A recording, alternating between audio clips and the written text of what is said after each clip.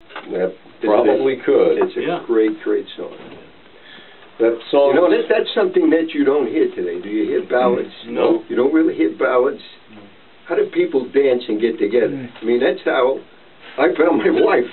She was on the other side of the dance floor. I said, would you dance with me when the Platters were playing My Prayer? And that's how I met Patty and married her. And the situation is, how do people get together today? How did they find themselves? Where did you know, they're disco and they're doing everything else and jiving. I don't see how you can get together. Where did you meet Patty?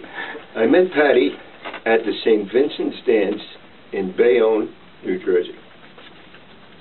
Now, what year was that? I don't want to talk about it. I don't want to talk about it. It seemed like it was yesterday, I can tell you that. It seemed like it was yesterday. Let me ask you a couple questions if you approve, though. First one happens to be, let's see, I have so many of them, I don't know where to begin. What singer or group would you say influenced you before the formation of the Duprees in the early 60s, if you could? I think, I've been asked that question a lot, and most people think that I'm probably going to say a doo-wop group. And that's not what we were all about. The groups that we followed and the groups that we liked were the Four Lads and the Four Freshmen. We thought that the four-part harmony and those groups were the elite of the elite singers during that period of time. And that's kind of how we kind of fashioned the way we set our harmonies and, you know, the way we arranged our music. However, in order to be commercial and have a hit record, we had to put the doo-wops and the sha-wops and the dip-dips and everything else that everybody else put into to be as commercial as we can to have hit records. But I think that in Total Recall, and some of the songs like People and Two Different Worlds and the music that we recorded on the Total Recall album, you'll hear some of the four-part harmony later on that we were able to, where the record company was able to let us sing, because they always had handcuffs on you. They didn't want you to go beyond your sound or what made you famous. Who are some of the groups or singers that you admired growing up? Well, of course, New Jersey guy Frank Sinatra was a wonderful singer coming from Hoboken. How could you not like Tony Bennett?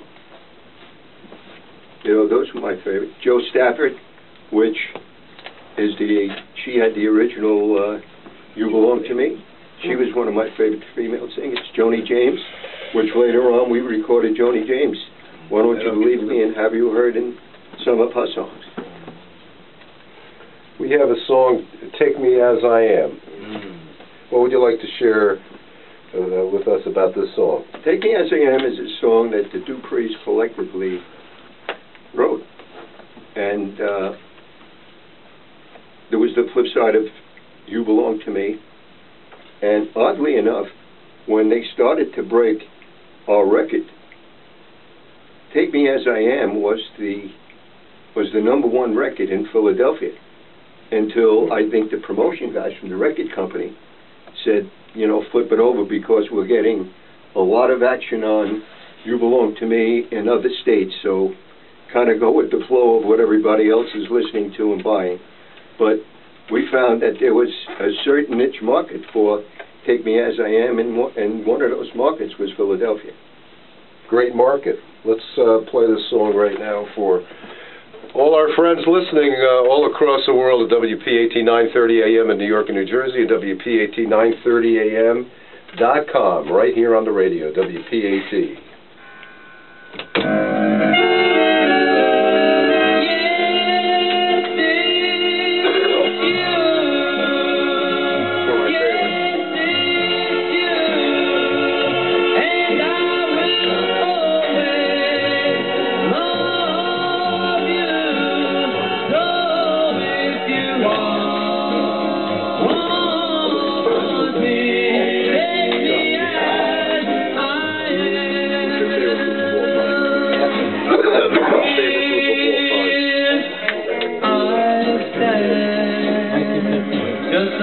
and simple Joe. I